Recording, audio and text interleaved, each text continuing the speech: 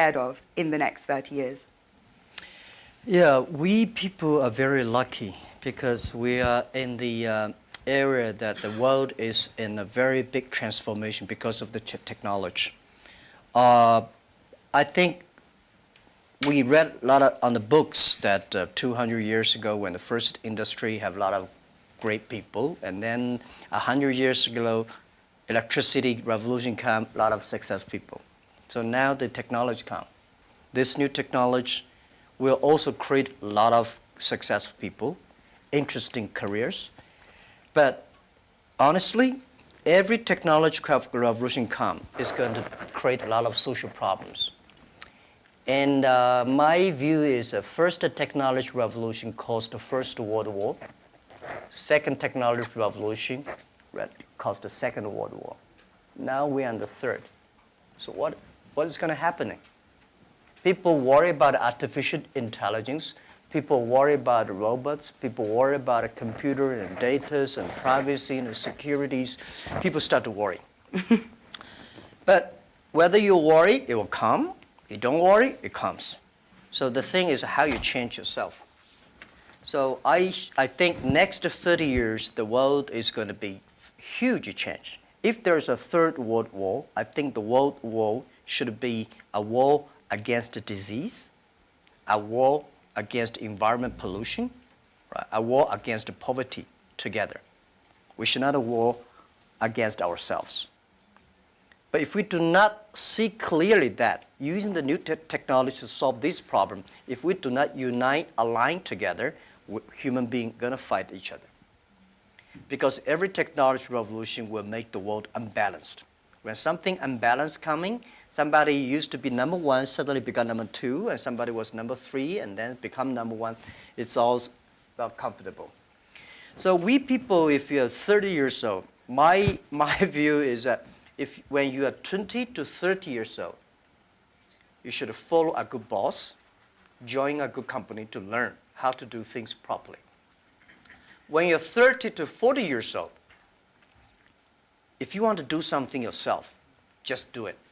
You still can't afford to lose, to fail.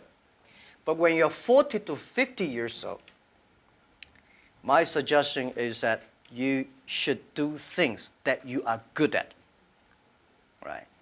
And not do things that, oh, that's very interesting, I want to try something new. It's a bit dangerous more. When you're 50 to 60 years old, spending time training and developing young people, the next generation. When you're over 60 years old, better stay with your grandchildren.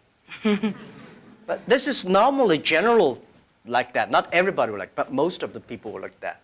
So 30 years old, we people, next 30 years, are the luckiest period. We have a lot of challenges, a lot of things are happening, and with our knowledge, with our physical power, it's time you need to change. You have to think, if you want to be successful tomorrow, it's impossible. If you want to be successful a year later, it's impossible. But if you want to win 10 years later, you have a chance. That is what I think. Wonderful. And moving on to a topic which is kind of impossible to ignore after 2017. So a third of all the people in leadership positions in Alibaba are women.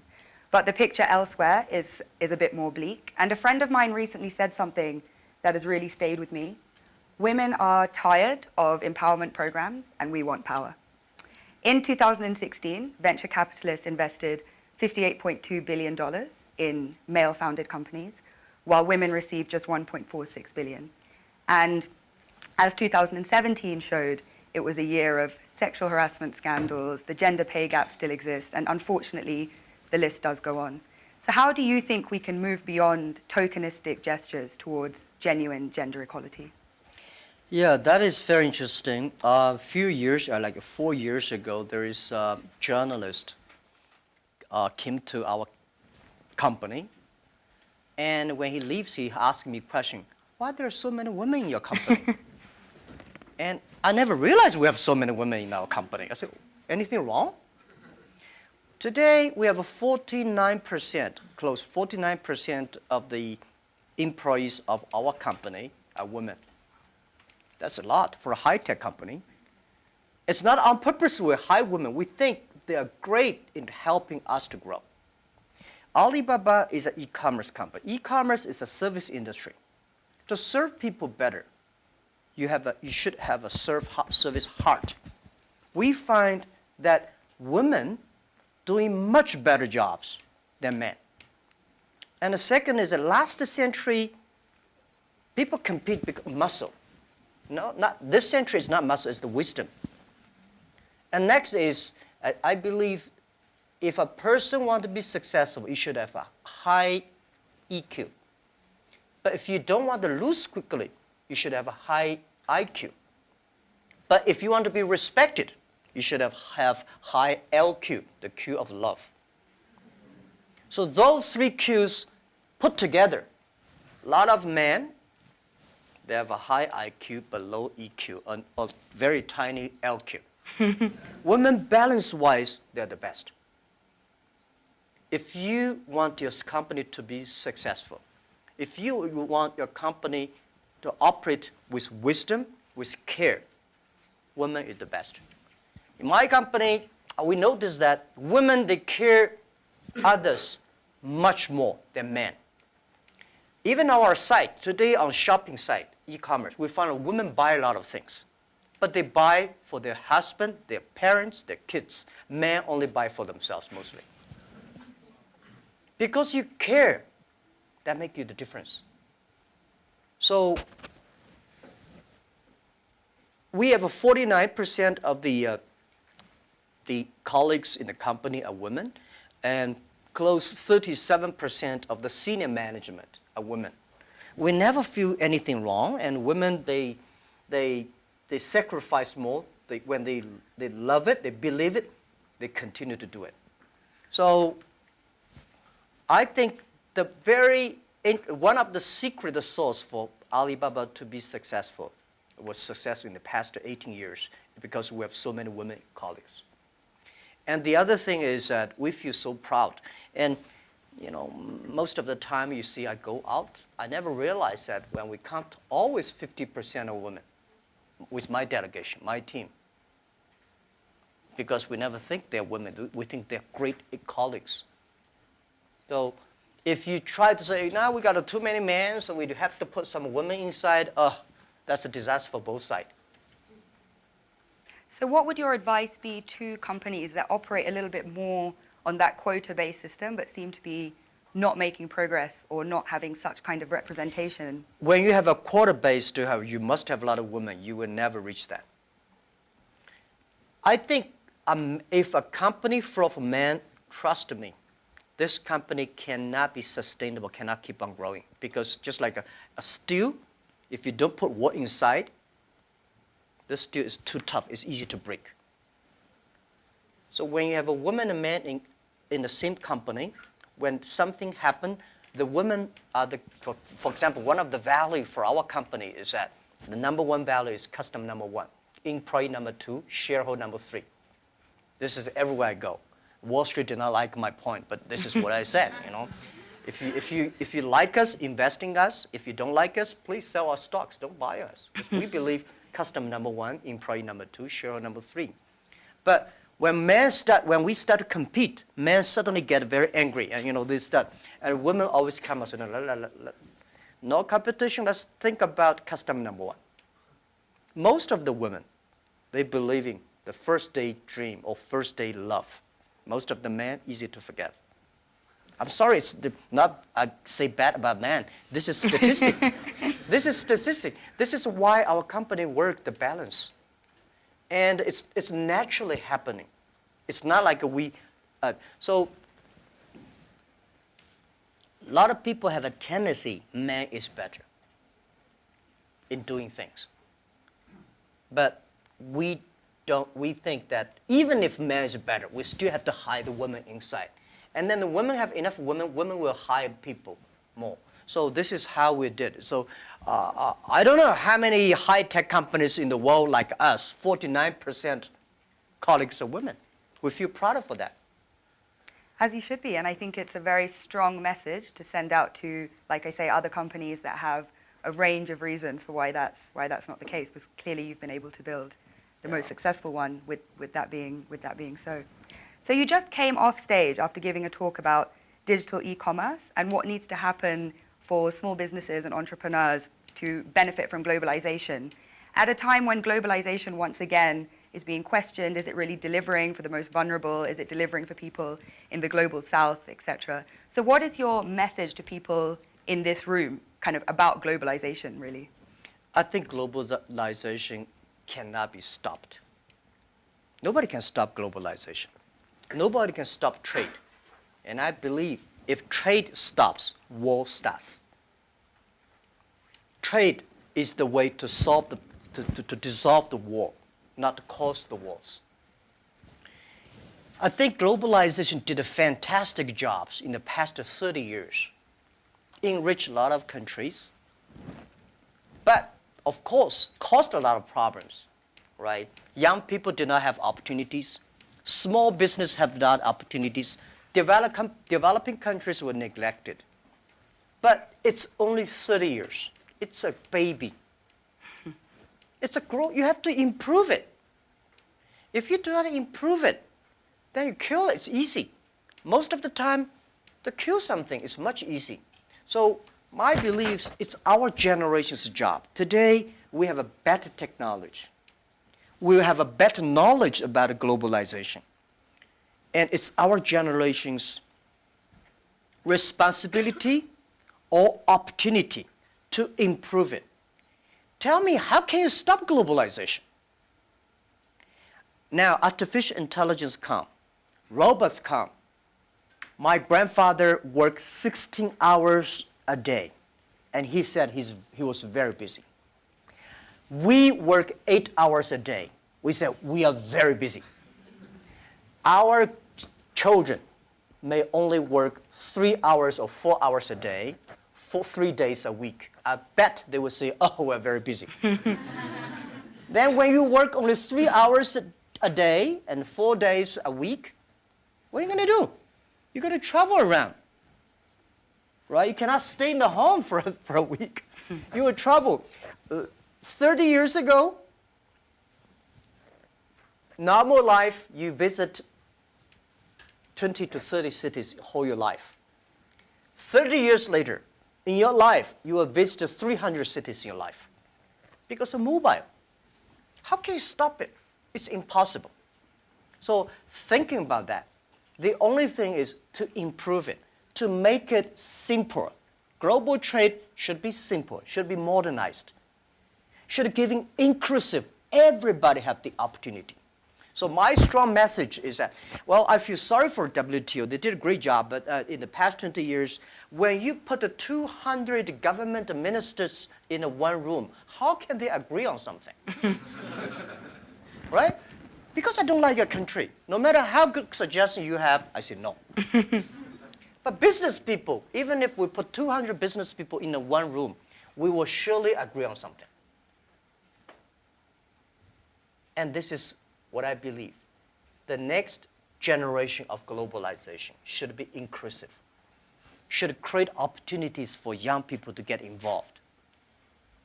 The first globalization in human history was controlled by few kings and emperors. Last 30 years, globalization was controlled by 60,000 big companies. If you're not among the big companies, if you're not in the big, powerful countries, you don't have a chance. The next 30 years, I bet we will have 6 million or 16 million or 60 million companies get involved in globalization. And I'm sure we will make it happen. Together with a lot of people, maybe with you. With a mobile phone, if people still using mobile phone 30 years later. With a mobile phone, you can global buy. You want to buy something from Kenya, you just click. You want to buy something from Norway, you click. Global buy, global sell. If you're a small thing, without internet, you can only sell in your village or small town. Today, you can sell across the world.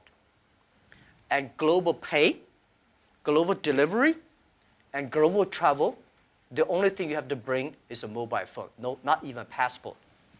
This is going to happen in 10 years. And this is the message. Let's catch this opportunity. If you complain, the other people catch it. If you catch the opportunity, embrace it now, you will be the next Alibaba. People like me, I was born in a very poor family. I never got a great education. I failed all the examinations. For what reason, I don't know. But later, I realized I don't have money, I don't have technology, I don't have a lot of good backgrounds. We have a rich uncle or something, no. The only thing I competed with my people, the young people, is let's compete for 10 years later. This is what I believe 10 years later will be happening. So everything I do for that goal, I know 10 years later, this thing is going to happen. So prepare for that. Because I know if I compete with him for next month, no chance. So this is how my message is. It's a challenge, but it's an opportunity. And it's the opportunity for people like us. This world, the most difficult thing is to convincing a successful people. When you tell him, this is a great opportunity, he says, no, forget it, right? I've been doing this for 30 years. But for people like us, we're looking for opportunities in order to survive. So we will do anything to be creative. So this is the message. 30 years, it's an opportunity for us. It's a challenge for those people who are 60 years old. If they're 60 years old, not discrimination, but it is tough for them. And maybe says something about how we need to look at government as well in terms of more young people entering and doing policy making. So if there are these 6 or 16 or 60 million businesses and we're all kind of hyper-connected, on a more fundamental level, do you think consumption is making us happy? Consumption? What do you mean consumption by making us happy? But through consuming, are we becoming happier through being more connected? Is that genuinely driving of course, connection? consumption will make, without consumption, definitely we're not happy, right? But if the consumption may not be, the thing is that for me, people like me, people say, Jack, you are very rich, but I don't have time to spend money. And I know this money does not belong to me. When I have 1 million, 2 million, it's my money. But when you have 20 million, problem comes, you think the US dollar is going to devalue or English pound and the stock market is going to problem. When you're over $1 billion, that is the responsibility because the society trusts you can manage the money better. If you think that is your money, you'll get into trouble. This is what I always believe. That's the, how can a person have 20 or $2 billion? No matter how hard you work, you should not get to 2 billion or 20 billion. The money people put on you is the trust and credit you have. So you should spend money better than government. You should spend money better than the other people. Spend money on the right places. So consumptions, yes. And like the service industry, let me tell you one thing. The AI robots is going to kill a lot of jobs. Because in the future, machine. But there will be, we have to create modern service industry. Service industry is going to have, service is got a lot about consumptions. So doing the consumptions, service industry has huge hope. But you have to do uniquely. I think from that slightly philosophical point, we can turn to the floor for questions. So if you,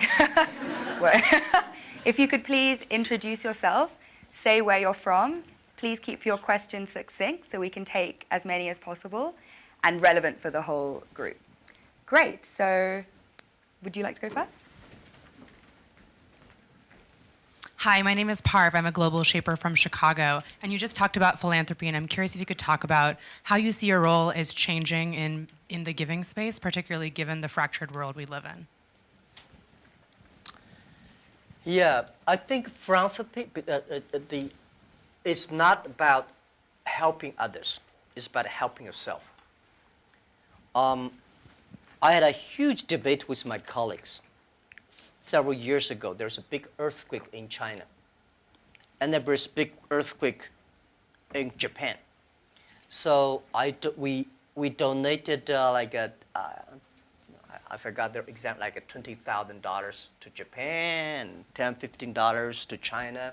And people say, why we donate that little? Because we have a lot of money. And my point is, no matter how much money you donate, 2 million, 20 million, that money compared to that is tiny. You cannot change a lot of things there. The thing you donate because you change yourself. When you change, the world is changed. You have to change yourself, right? And the next thing is that philanthropy is about action. It's about involvement. It's not about giving money. It's about to wake up people's consciousness. So I think, to me, I grow up, and my globalization is grow up in this place. Year 2001, when I was nominated as a Young Global Leader, I had no idea what is Davos, where is it, and what is about a Young Global Leader. But I came here, I learned, I listened about these corporate global citizenship and globalization and all things. I grow up. I understand. This is, to me, it's like a philanthropy. And this has changed to me, as I told Schwab, that every time I come to Davos, I want to spend time with young people. Because I benefit from Young Global Leader, early days. When I listened to Bill Gates, Bill Clinton, and George Soros, these guys, at that time we don't have that many people. Very poor facilities. Well, very cold. I work like 30 minutes driving in a bus coming here and watching. But now I think still have. But this is good. This is the tuition we pay for a grown-up. And now, to me, I think spending time with you benefit me, and also I want to tell you my true experience. It's a philanthropy. It does not necessarily mean money. So, by charity, you cannot change the world.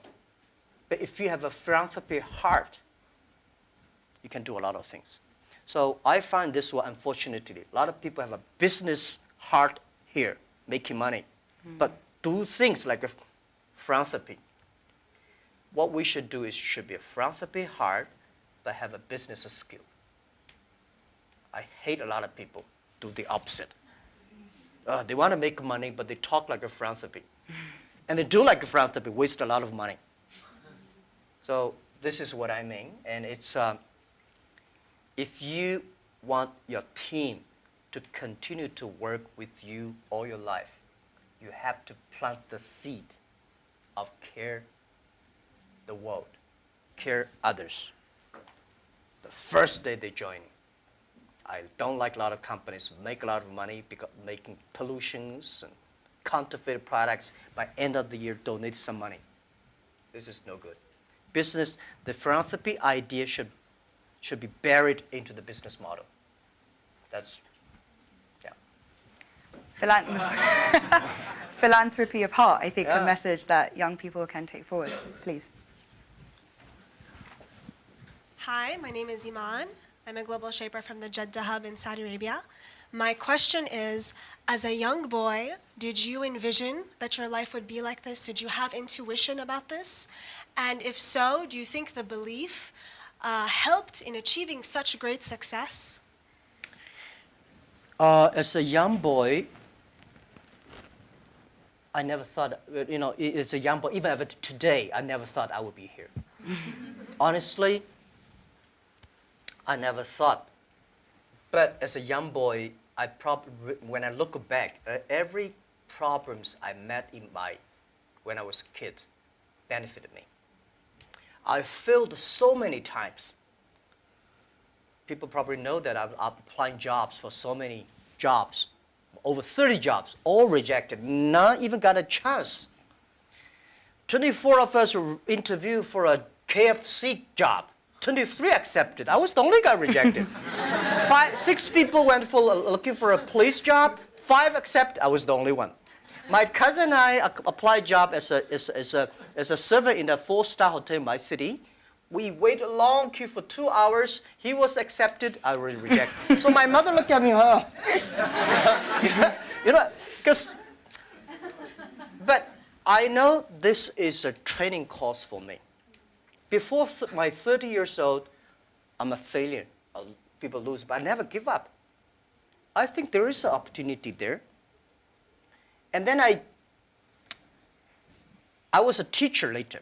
I graduated from university. I was a teacher in the university for 6 years. Number 5 year, I was elected the best teacher of my university, elected by students.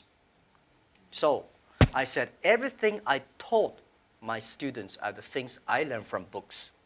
What if I go out, spend 10 years, experience all the things, whether fail or succeed, I go back to teach again. That was my original thinking doing Alibaba. So I never thought I could be rich. I never thought I would be successful. I never thought we could survive for 18 years. And then we made it. The only thing that today we should do is share the experience and know-how, especially share the mistakes, suffers with others. My thinking is that you guys remember, if you want to be successful, learn from the other people's mistakes. Don't learn from the successful stories. Successful stories they make, don't listen to that. There are a lot of reasons behind it. Just like I remember the first time Harvard Business School came to us, say, Jack, we want to write a case study for you. Yes, years 2001 or 2000. They came, they spent 1 week, and they write a report, and I read, no, I said, this is not me. And they said, this is you. I said, no, this is not us. He said, this is you. So they make up his sign, and the case study go up, and they start to teach in a lot of universities. The next 5 years, they invited me to go to the case study, and they always find a competitor of my company. And after every case study, Alibaba will die, that company will succeed. All the students agree. And actually, every 5 years, all the competitors die, we still survive. So how can you study this kind of a successful story? Learn from the mistakes, the other people. No matter how smart you are, you will encounter these mistakes. You learn from mistakes not because you will be able to avoid mistakes. You will able to, when these mistakes come, this suffer comes, you know how to deal with it, how to face it. The book I want to write, if I can, is Alibaba 1001 Mistakes. This is the most treasurable things that in my life. In my life, it's not how much we achieved. It's how much we gone through the tough days and mistakes. And this is what, if you start to think now, it would be good. So if you ask me when I was a boy, I never thought about that. Never. Let's go to the back of the room. Yeah.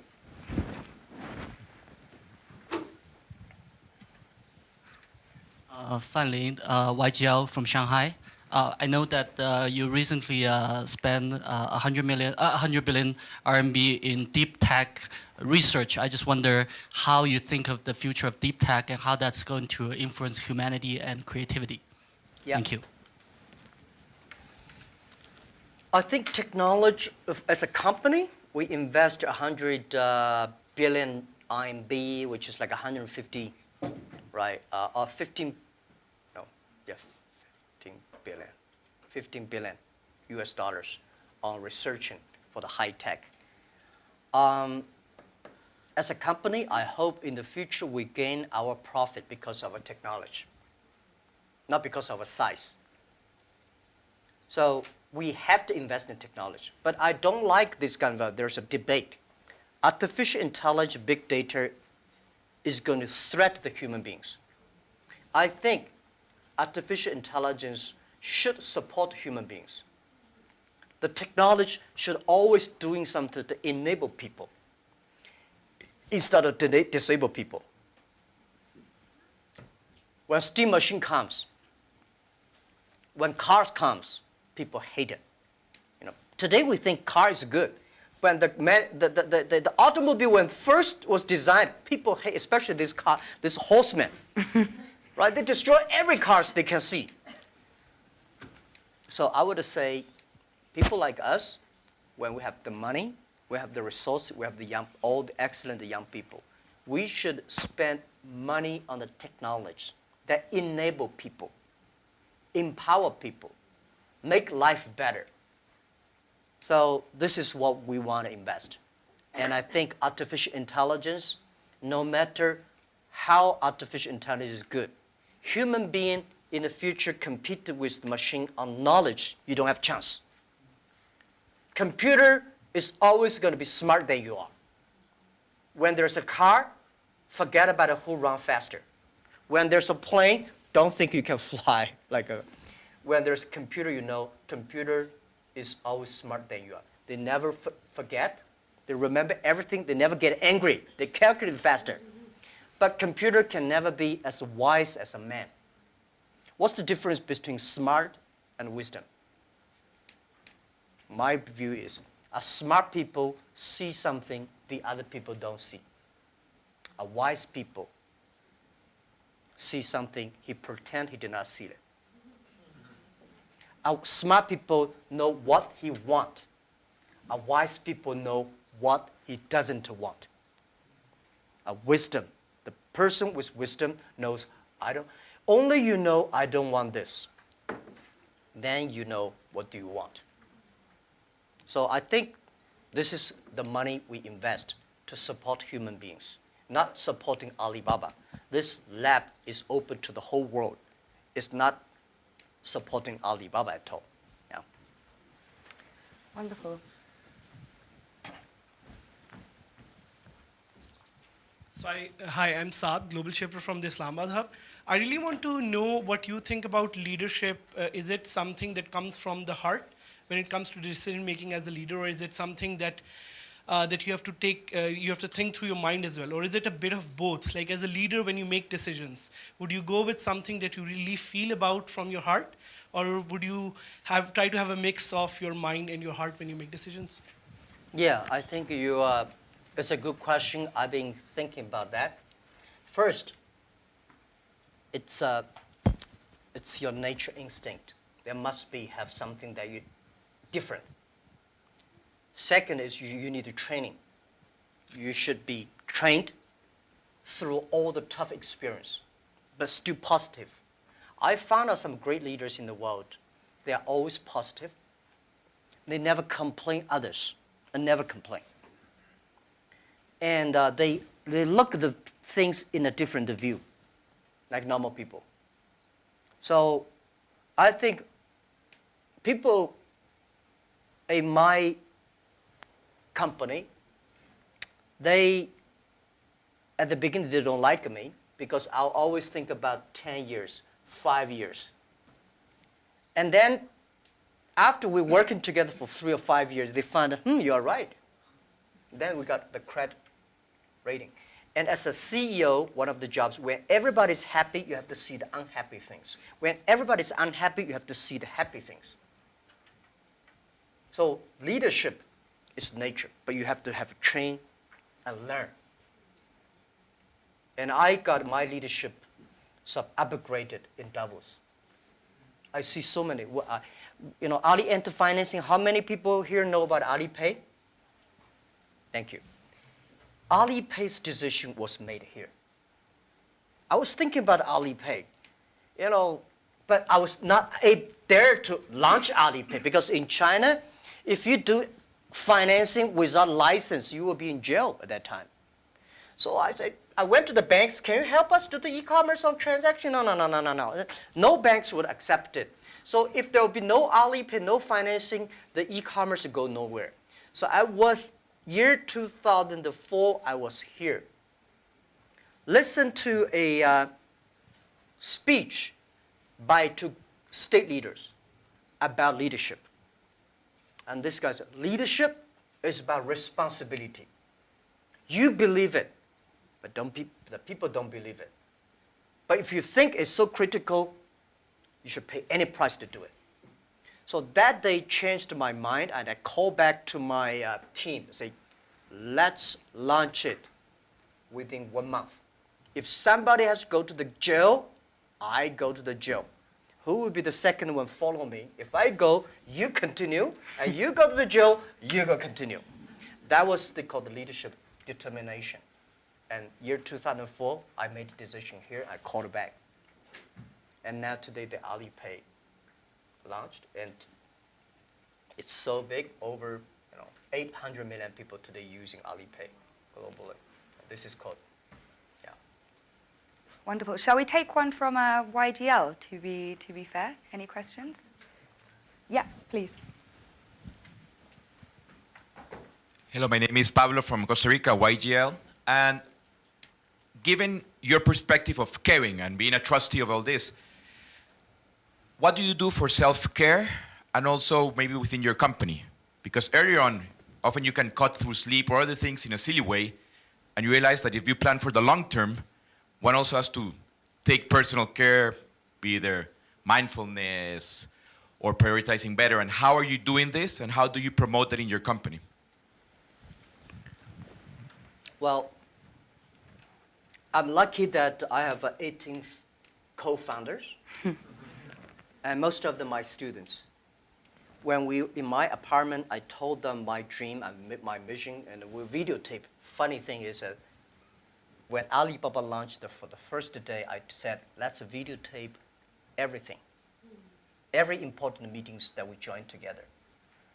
The purpose is that someday, if we fail, we give the videos to the people to research why we fail. If we succeed, give the videos to the other people. So we have almost a whole house of videotapes. So the first videotape, I speak for 2 hours, and those guys look at me, okay, so that's what you want to do? I said, yeah, this is what I want to do. I was the first, I know nothing about technology. I know nothing about management. I know nothing about, but the only thing is that you don't have to know a lot of things. You have to find the people who are smart than you are. My first way is always find people who knowledge on computer smart than I am. Accounting, smart than. For so many years, I always try to find the people smart than I am. And when you find so many smart people, my job is to making sure the smart people can work it together. And then if smart people can work it together, it's easier.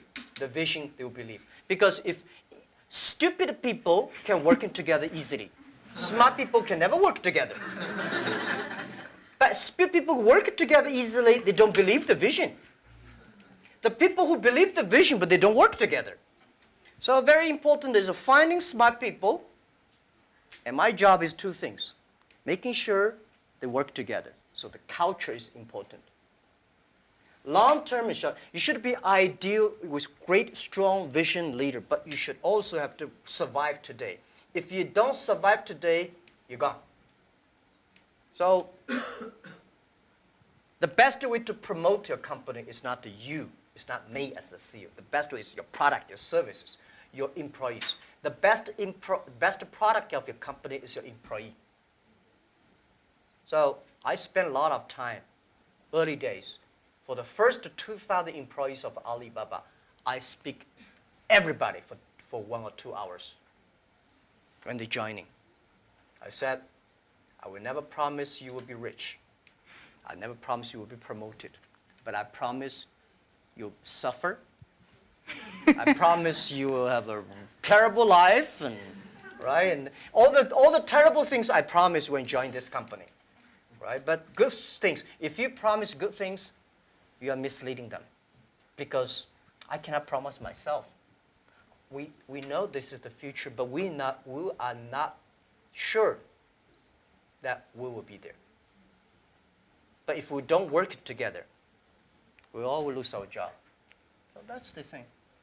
And they do always say, and I think I've experienced this myself, if you knew how hard it would be, would you do it? And it seems for you, a key part of leadership is leaving the ego at the door and being willing to hire people better than you, who you can then kind of empower to carry out your vision. Wonderful. Yeah. Hi, I'm Iman from Global Shaper Jakarta Hub. How does your experience of being a teacher influence how you run the business today? And do you have any message for those who are working in education space? Thank you.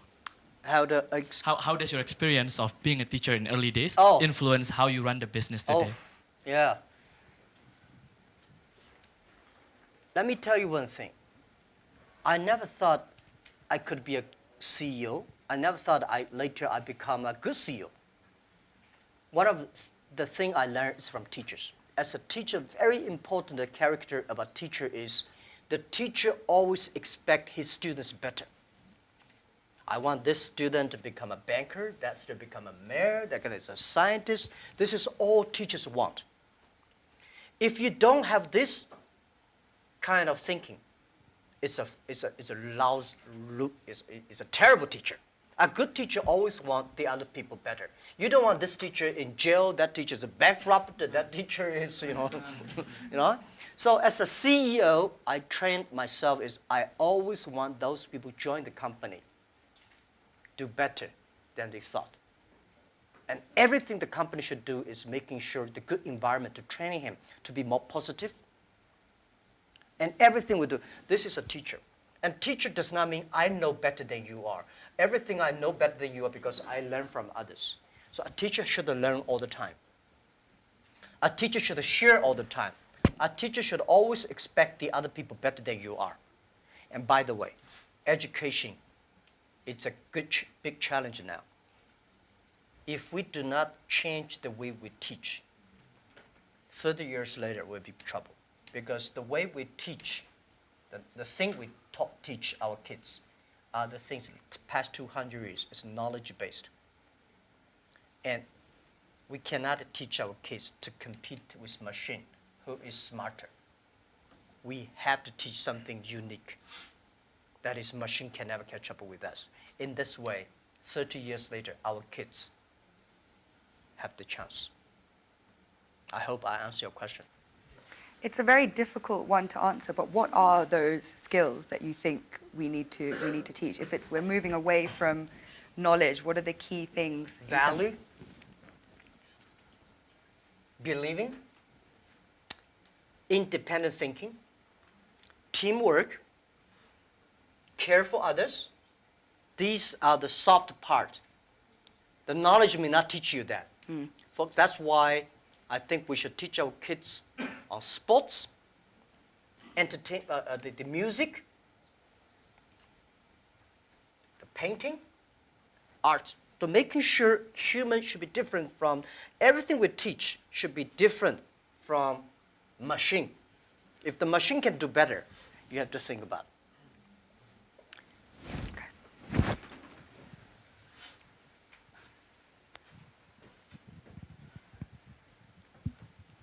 Hi, this is Hashim Al-Musawi from Manam Hub, Bahrain.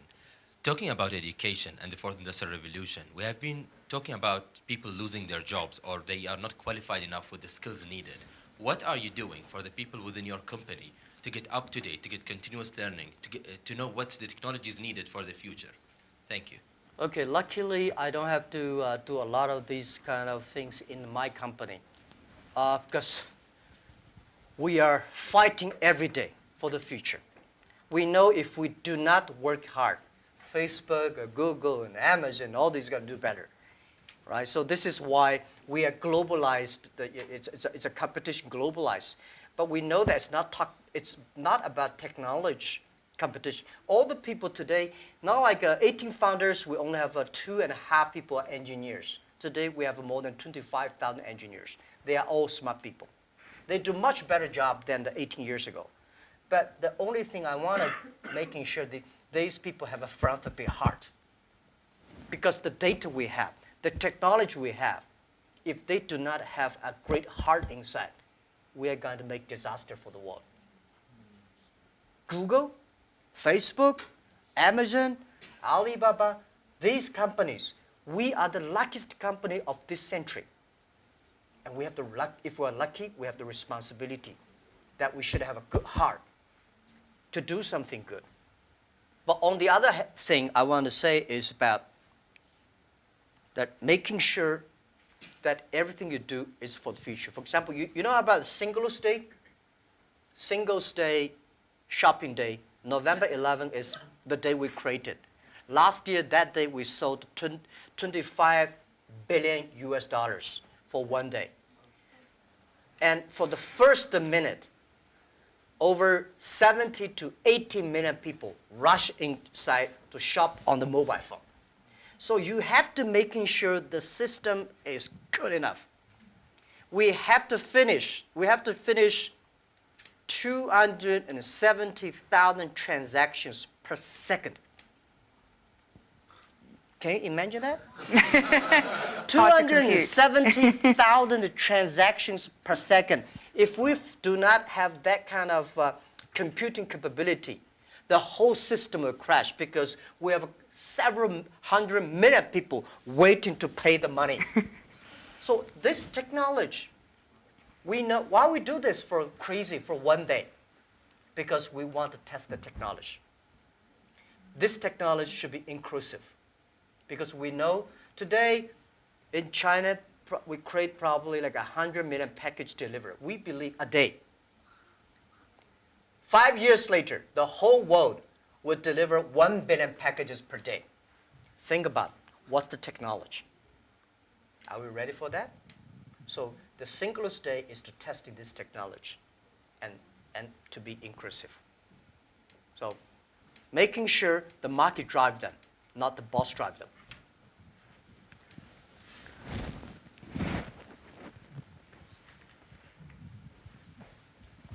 Thank you, Harry. Thank you, Jack. Jesus Cepeda from Mexico, from the Monterrey Hub, Global Shaper. We have been talking a lot about our generation, and I really like the conversation about 30 years before, 30 years after. Actually, I have been hearing these days that we haven't had this snow in 30 years here. So the question is going to a quote of Professor Schwab. He said a couple of months ago to the Global Shapers that we're the first generation that is going to suffer about climate change, and we are the last one that can do something about it. So with your teaching passion, what are the 3 things that you are saying to educate the 10 million employees or the 100 million employees or everyone who's looking at this video to develop an environmental mindset, a spiritual mindset, a non-fragmented world mindset? Okay. First, let me say this. Every disasters, the environment disasters, is a reflect of human heart today. Because when we need too much, we destroy a lot of things. I think the human being today, the past 200 years, because of knowledge-based technology or knowledge-based training system, all we want to do is get more. We want more things. We go to the moon, we go to Mars, we go this, we always outside looking. We human beings never inside looking. If you don't have the inside looking, you will never be wise. If you're not wise, you never know what you don't want. Today, human beings get much more than they expect they should have. So the environmental pollutions, the whole thing happening is because human beings become greedy, become arrogant. So this is why the big data, the data technology is trying to understand the inside of human. What is data? Data is the human behavior. A lot of people, trust me, the machine will know you better than you know yourself. Have you seen some movies? Some gamblers. You know, they're great. They look at the eyes. If he got a good card, this eyeball will shake. But normal people don't see it. The machine see all the details. Machine know you better. So what I would say is that in the data period, human being next to 100 years, human will try to understand inward looking. We will see a lot of ugly things of ourselves. When knowledge-based outward looking, you see the ugly things of the others and good things. When you look inside looking. This is Chinese philosophy. Chinese people, our believing is always inside looking.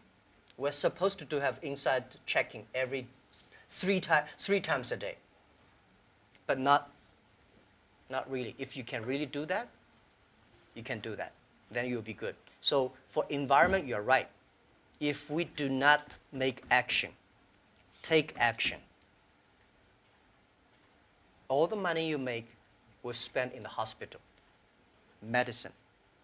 Our kids will be in big trouble. So let's fix it.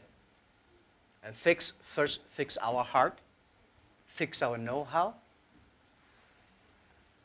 and fix our belief. When you have a belief, when you have a religion, when you have a value, it's better. So I think this is what I concerned me. This is what I think the young people should always have, the value, the mission. If you have something you believe in your heart, then it will be different. This is what next 30 years education should be focused on. We have time for one last brief question. Karuna?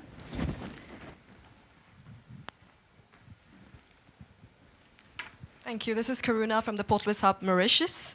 And my question is, you talked about your workplace culture.